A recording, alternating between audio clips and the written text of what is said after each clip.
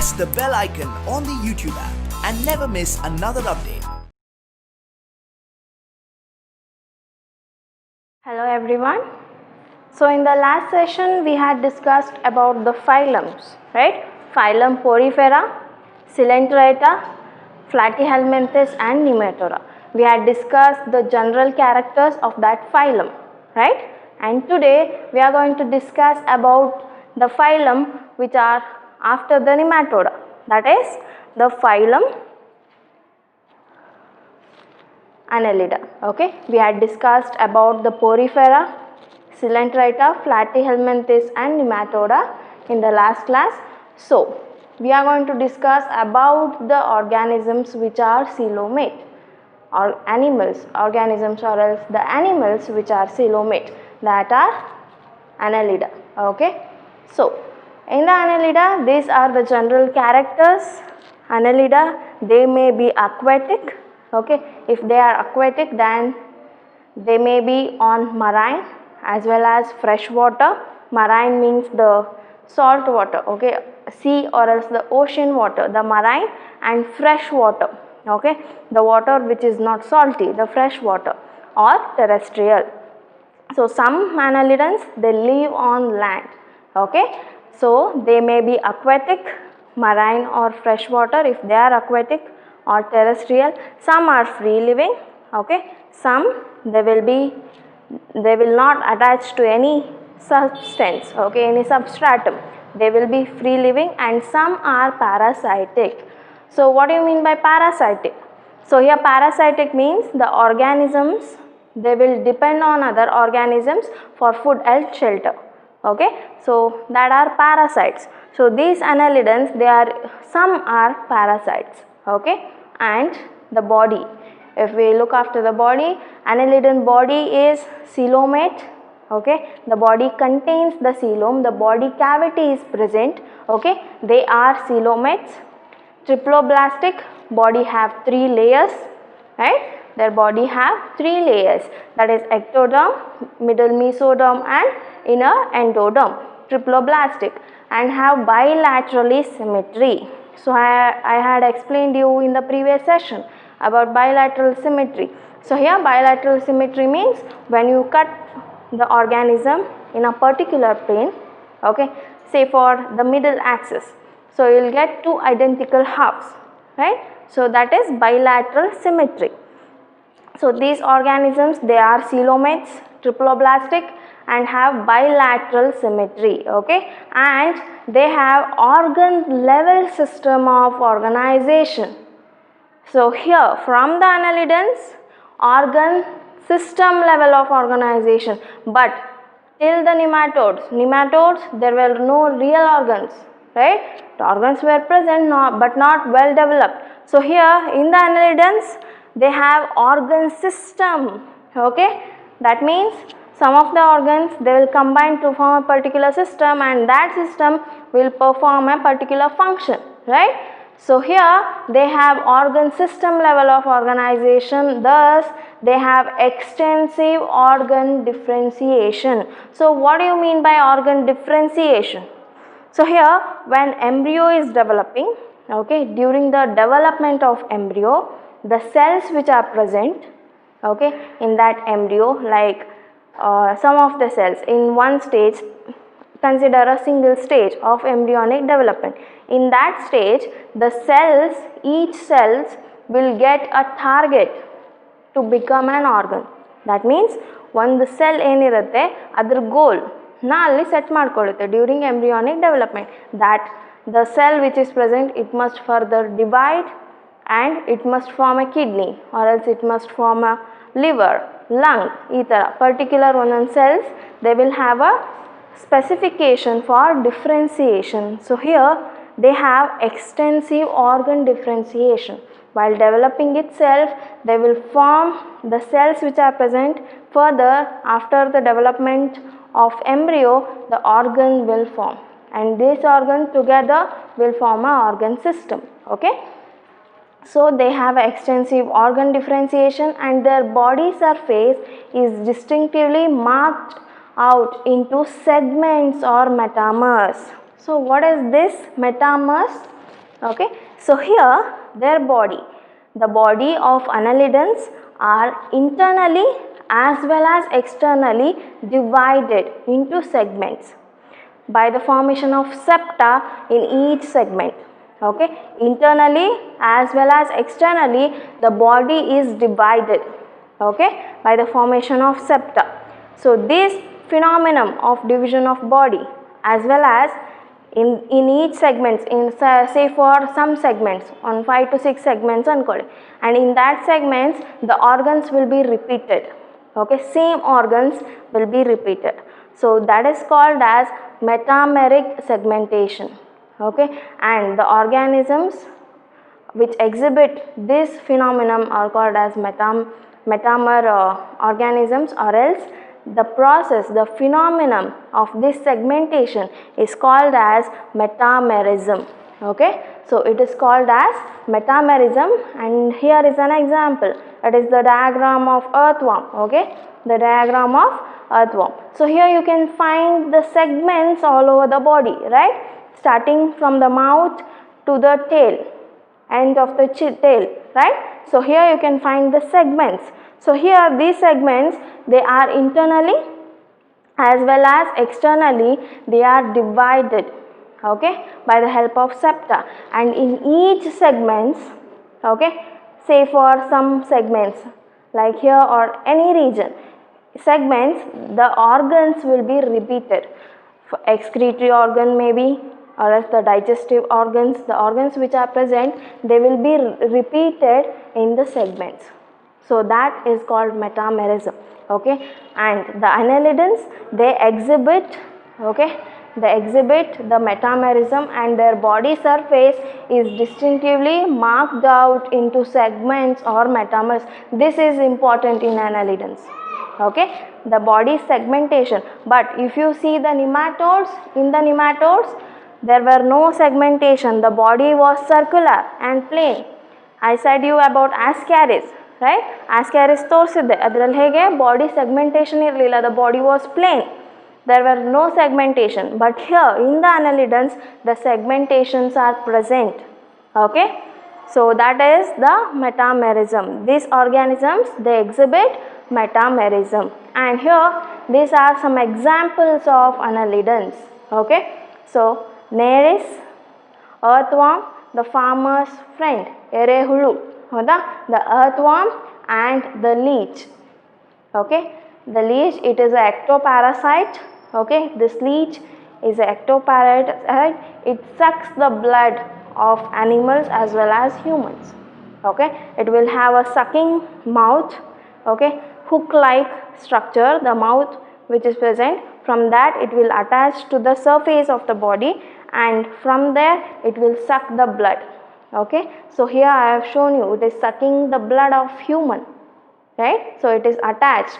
So this is the mouth and this is the posterior region, and you can find the segments all over its body, okay, and here also the segments all over its body, right. So these are the metamerical segmentations, okay.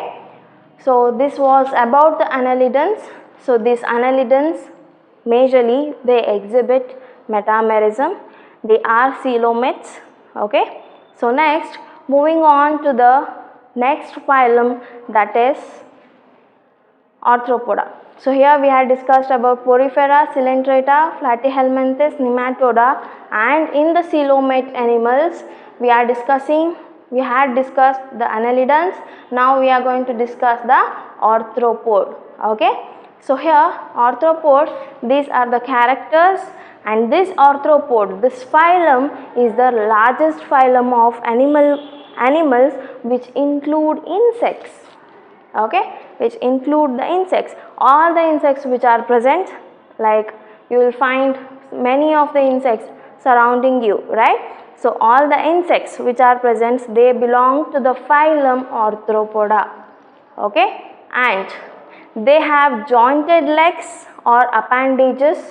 So what do you mean by this? So here the name itself says arthro means joint, poda appendages, arthro joint appendages. So the name Arthropoda. Okay, so they have jointed legs or appendages. You can see, so if you see any cockroach or mosquito, they have legs which have the joints, which have joints in their legs, right? Maybe a 3 pair of legs. Okay, so you will find the joints in their legs. So these are the first organisms, like the phylum Arthropoda. In this phylum, the organisms which are present, so here they possess the jointed legs. Can you find any jointed legs in the before phylums like Annelida or else the Platyhelminthes nematoda? No, right? So here, from here, the organisms, they have some appendages to move, right? So this is the development, this is the modification from one phylum to another phylum. So if you see the nematoda or Platyhelminthes, there were no real organs, or else the tissue level, or no real organs, but in Annelida you may find the organ system, right?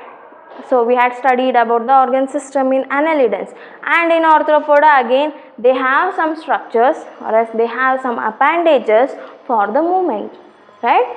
So this is the modification, this is the development of organisms till now. Okay, and here they have jointed appendages. And moving on to the next character, they have organ system level of organization. Yes, Annelidans, Arthropodans. From here, all the organisms which are present, all the organisms in the phylums, further phylums, they all have organ level system of organization. Okay, and they are bilaterally symmetrical and segmented and triploblastic and coelomate animals. You must note one point, that if you are studying the phylums and you will get a new character, okay, say for triploblastic or else the body segmentation, right? So here we had discussed about body segmentation in Annelida. So these character will be same for the upcoming phylums, as well as this characters may be somewhat modified, may be somewhat developed. Okay, so here you must note that if you are studying a particular character in a phylum, the next phylum, the next upcoming phylum, they will also have the same character. Okay, so they have a same character, in some it will be modified, okay, or else the development of that particular character may takes place. Okay, yes, they are bilaterally symmetrical, segmented, triploblastic and coelomates. They have an open circulatory system, right? In the first session, while I was explaining about the organ level or else the organ system level of organization, so I had told you that the particular systems like circulation, excretion, it will take place, and the lower organisms are somewhat the lower organisms are not well developed, whereas the higher organisms are somewhat developed, right? So here the lower organisms, so these phylums are lower organisms, they are non-chordates, right? So these organisms, they have circulatory system, but it is not well developed, it is somewhat primitive. So here this open circulatory system means the blood which is present, okay, the blood which is present, it is not running or it is not transported in the blood vessels. The blood is present in the cavity, in the body cavity, and all the organs like digestive system, the organs present in digestive system, the nervous system or else the excretory system, all the organs which are present, they are bathed in that blood. Okay, so that is open circulatory system. Okay, so here this from the arthropod, you must note this, from the arthropod again a new character, an open circulatory system, right? Okay, so these are some of the examples of arthropoda. You may have know some, right? The prawn, spider, butterfly, and this is housefly, okay, crab, cockroach, scorpio and centipede. So these are common examples which we see daily. Some we see daily and some may not. And there are some insects, arthropod, all the arthropod, and in that arthropod the class is Insecta, and all the insects which you see around us as well as in the world, whatever the insects are present, they belong to the phylum Arthropoda. And here some of the insects, they are economically beneficial, they are economically important, like honeybee, right? So this apiculture is done by honeybee. So here apiculture has major profit, like we will get honey from the honeybee and also the bee wax, right? So there are some beneficials, there are some economic importance. So honeybee is one of the example for economically important insect, whereas one more is the silkworm.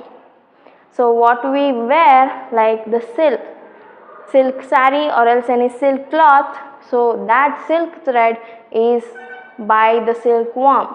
Okay, so here in the life cycle, if you consider the life cycle of silkworm, so the first is larva, after that caterpillar, okay, first instar larva, second instar larva, third instar larva, sorry, not the caterpillar.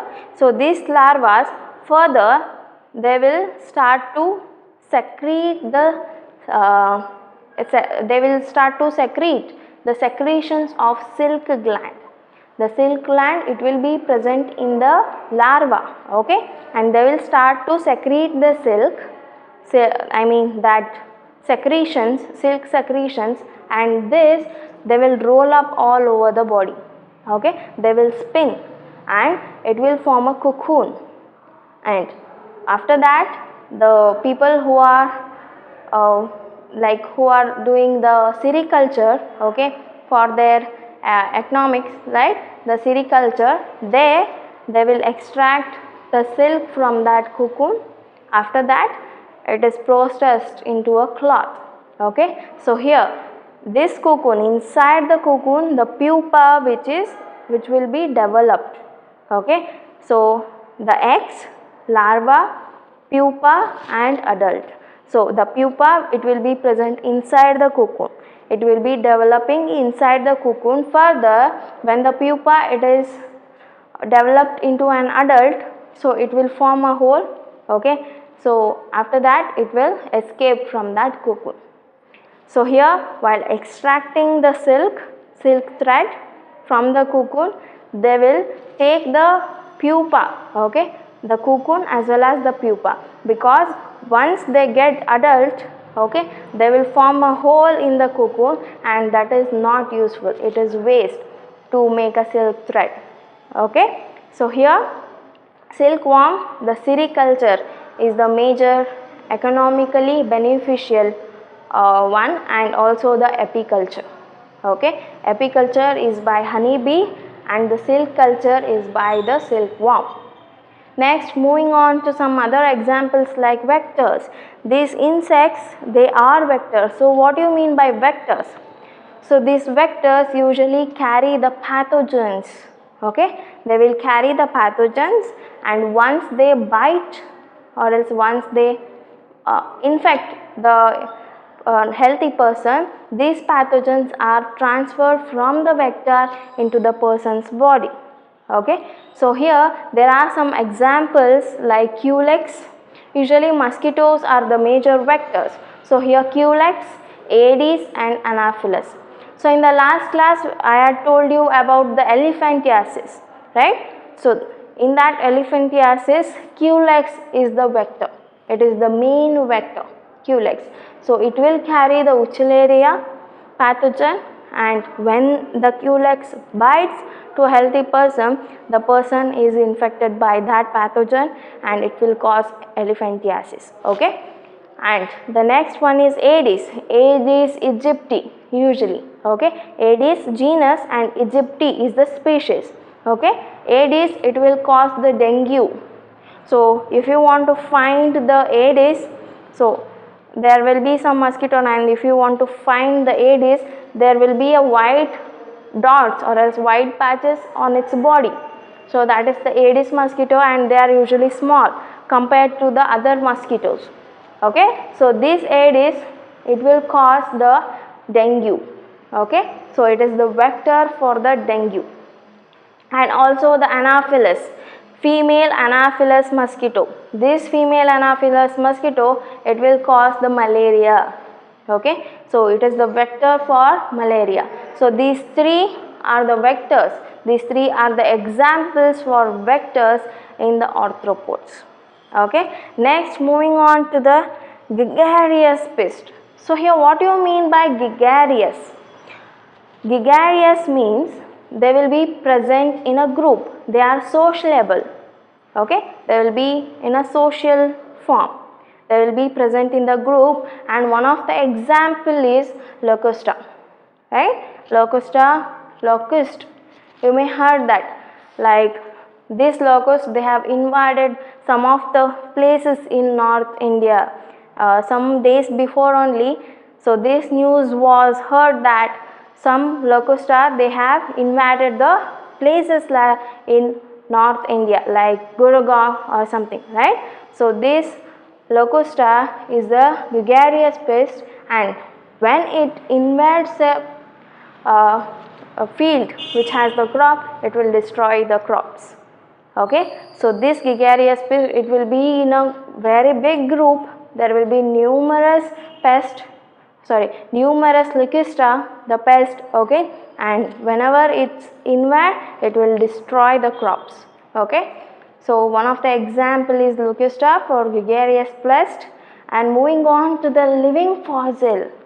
Okay, so here it is interesting, the living fossil. One of the example is Limulus, the king crab. So this is the crab, king crab. So this is one of the example for living fossil. So this belongs to the phylum Arthropoda. Okay, so these were some of the examples. So here insects which are economically beneficial, whereas some they will destroy the crop, right? Some are beneficial and some are not. Okay, next moving on to the next phylum, that is mollusca. Okay, we have studied till now, we have studied about Annelida, Arthropoda. Now moving on to the mollusca. Okay, so here the mollusca, this is the second largest animal phylum. Okay, this is the second largest animal phylum, and they are terrestrial or aquatic. If they are aquatic, some are marine, some prefer marine habitat, whereas some prefer the fresh water. Okay, having organ system level of organization. Okay, and they are bilaterally symmetrical, triploblastic and acoelomate animals. Okay, so bilaterally symmetrical, triploblastic and acoelomate animals, and they have respiratory functions. Okay, so here you must note this, right? They have respiratory functions, as well as the arthropod also have the respiratory functions, right? But here the molluscans also have. In the arthropods there are trachea. Okay, the trachea, pipe-like structure from where the air enters. Okay, and also in the molluscans the respiratory function will also take place, and also the open circulatory system. Okay, the open circulatory system and kidney-like organ for secretions. Okay, so they have a kidney-like organs to take out the nitrogenous wastes from their body. Okay, and there is the foot that is used for moving around. Okay, here they possess the foot, whereas the arthropoda, they have the jointed legs or else the appendages. Here the molluscans, they do not have any jointed legs. Okay, so here they have a muscular foot. Okay, muscular foot like structure, and their body is covered by a calcareous shell. Okay, if you see any mollusca, so they will have a hard calcareous shell, okay, on the top of their body, and also some have little segmentation, Okay, some segmentations while some are unsegmented with distinct head, muscular foot and visceral hump. So here the head, okay, the muscular foot and the visceral hump, okay, they have a visceral hump. So this is the diagram of snail. Snail is one of the example for mollusca, okay. So these organisms, when they are not segmented, okay, some organisms of molluscans, they are not segmented. When they are not segmented, they have the body is divided into head, the muscular foot and the visceral hump, and also on the visceral hump a mantle is formed, okay. So here this is the structure of mollusca, and these are the examples of mollusca. The snail, okay, the snail, I think you may all have played with a snail, right? So snail, the mussels, so ಕಪ್ಪೆಚಿಪ್ಪು ಅಂತ ಹೇಳ್ತಿರಲ್ಲ, mussels, chiton, okay, chiton and octopus and phyla. Some of them you know, you have seen, and some you have not, right? I think you have you don't have any idea about chiton, and remaining you all have no, right? The octopus, phyla, mussels and snails, right? So these are the examples of mollusca, right? Moving on to the next phylum is Echinodermata. So here this Echinodermata, while explaining the schematic representation, I had told you some of the mesodermally derived structure are formed from the either from the single cell or from the patches pinched off from the endodermis. So the endoderm, right? So here this further animals, the further organisms which we going to see now, they are pinched off from the mesodermal cells which are present, they are pinched off from the endoderms, okay. So here that characteristic organisms are further divided on the basis of presence or absence of notochord. If they doesn't have notochord, then they are echinoderms, okay. So here let us see some of the characters of echinoderms. So here these are the characters of phylum Echinodermata. So here echinos means hedgehog. So what do you mean by hedgehog? Hedgehog means the spiny animals, okay, and derma, so usually derma means the skin, okay. So here echino, hedgehog, and derma means skin. The spiny skinned animals are the echinoderms, okay. So here they have a hard calcium carbonate structure that they use as a skeleton. So you must note this. So the arthropods or else the molluscans in the echinoderms, they all have an exoskeleton. Some may be chitinous, some may be made up of calcium carbonate, the calcareous, and some are of calcium carbonate, right? So here again some modifications, some developments, right? So they have a calcium carbonate structure that they use as a skin. So here echinoderms, usually the ectoderm, okay, the outer layer which is present, it will be spiny. Either it is of calcium carbonate, okay. Then moving on to the next point, they are exclusively free living marine animals, okay. They are exclusively marine animals. Either they will be present in the sea or ocean, okay. Exclusively marine animals, and they are free living. There is no they are not attached to the substratum, okay. They will be free living, and they are triploblastic, coelomate, and have organ system level of organization. They are triploblastic, coelomate, and have organ system level of organization, okay. And the most distinctive feature is water driven system or water vascular system.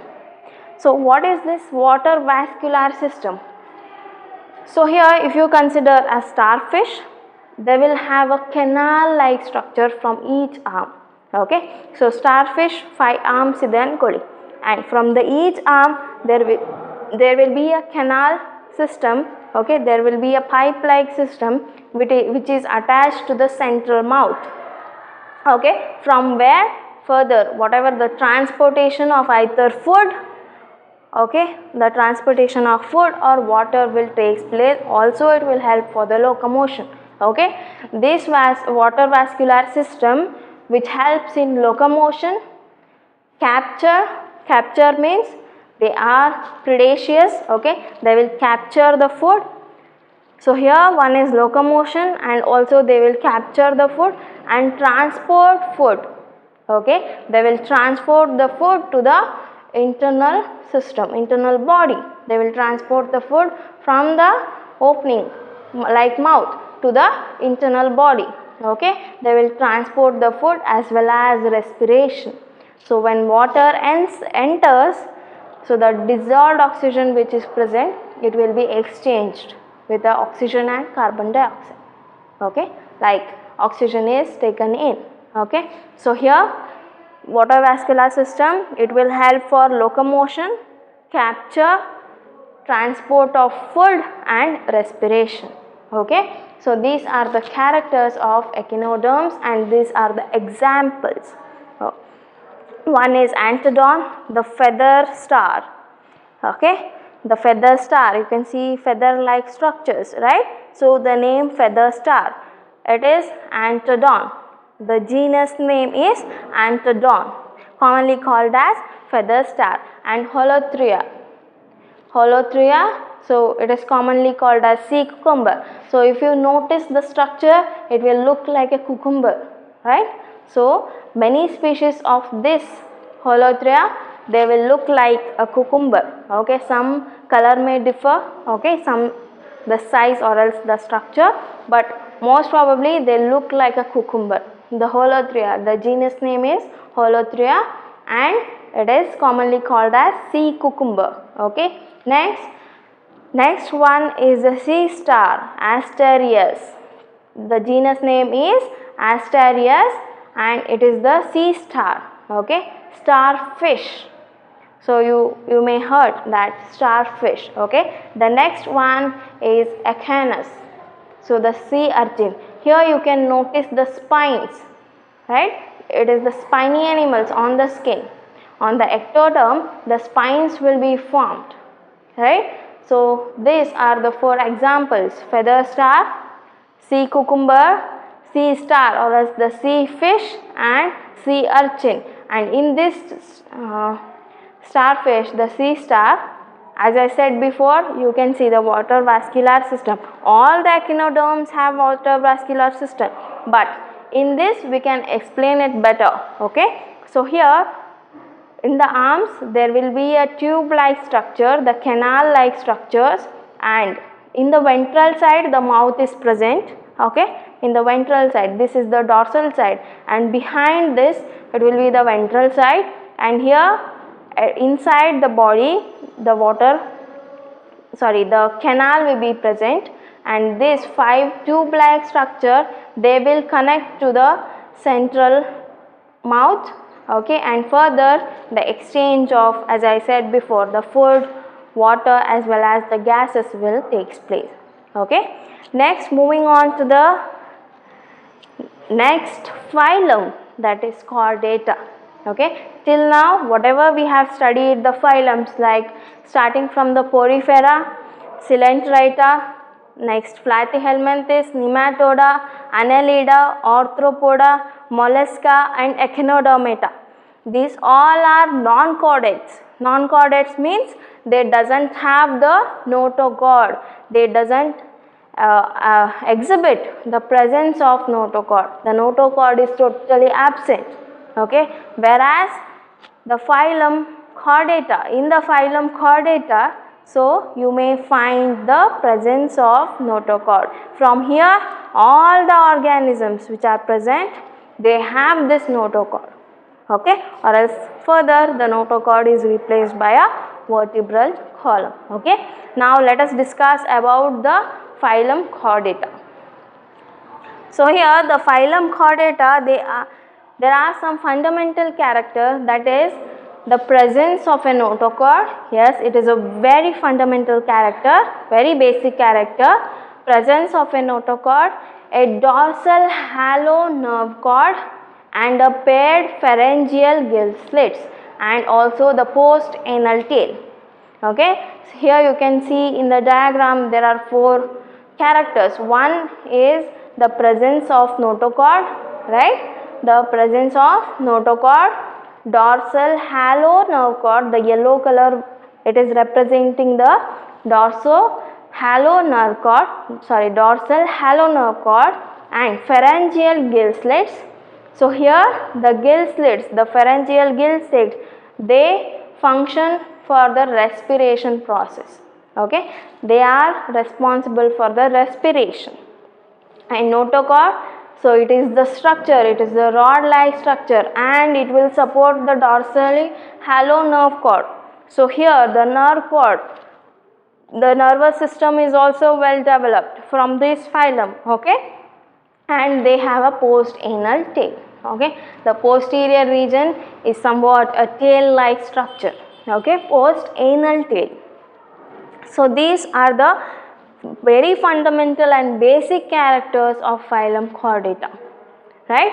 And they are bilaterally symmetrical, triploblastic, coelomate with organ system level of organization. Okay, so here some of them, they possess a post-anal tail and have a closed circulatory system. Here till the mollusca or else the arthropoda, okay, there were open circulatory system, and here in the chordata they have closed circulatory system. So here you must note this, the closed circulatory system, the blood, okay, the blood or else the circulatory fluid which is present, it will be transported in the blood vessel. Okay, the blood vessels are formed in the circulatory system, that is from this phylum. In the phylum Chordata, open circulatory system is present. Okay, and the phylum Chordata is divided into subphylum Protochordata and the vertebrata, right? So that is, one is Protochordata, another one is vertebrata. So these are the characters of subphylum Protochordata. Okay, so here this Protochordata organisms which are present in this group, they are exclusively marine. Okay, and they are bilaterally symmetrical, triploblastic and coelomate. Okay, and the notochord is present, but in some it is present only in the larval stage. Okay, very larval stage, the developing larval stage ಏನಿರುತ್ತೆ, so ಅದರಲ್ಲಿ ಅಷ್ಟೇನೆ notochord ಇರುತ್ತೆ, while in some it extends from the head. Okay, it extends from the head to the tail region and is persistent throughout their life. Okay, the notochord, in some the notochord is present in the larval tail, only in the larval tail. Okay, and while some they extends from head to tail, ಕೆಲವೊಂದರಲ್ಲಿ tail ಅಲ್ಲಿ ಅಷ್ಟೇ ಇದ್ರೆ, ಇನ್ನು ಕೆಲವೊಂದರಲ್ಲಿ the notochord is extended from head to tail and it is also persistent and it will be remained throughout their life. The notochord, it will be remained throughout their life in some organisms of Protochordata. Okay, here that means the notochord which is forming is very basic. Okay, the notochord which is forming is very basic, and in some the notochord is further developing. Okay, there are some development, there are some advanced character. So here notochord, in some organisms the notochord, it will be formed from head to tail region. Okay, and here notochord, why this, what is the importance of notochord? We are talking about notochord in the chordata, right? It is the major character. So what is the importance of notochord? Here notochord, it will provide a place for muscle to attach for ease of movement, right? So the notochord, it is a hard rod-like structure to which the muscles are attached. So we need muscles for the movement, for the body movement, right? So this attachment, it will be easy for the movement. Okay, for that sake notochord is important. Okay, next, moving on to the examples of protochordata, one is amphioxus and melanoglossus. Okay, so these are the examples of protochordata. So till now we had discussed about the non-chordates like Annelida, Arthropoda, Mollusca and Echinodermata. Okay, in the chordates, some of the fundamental characteristics of chordates as well as the subphyla.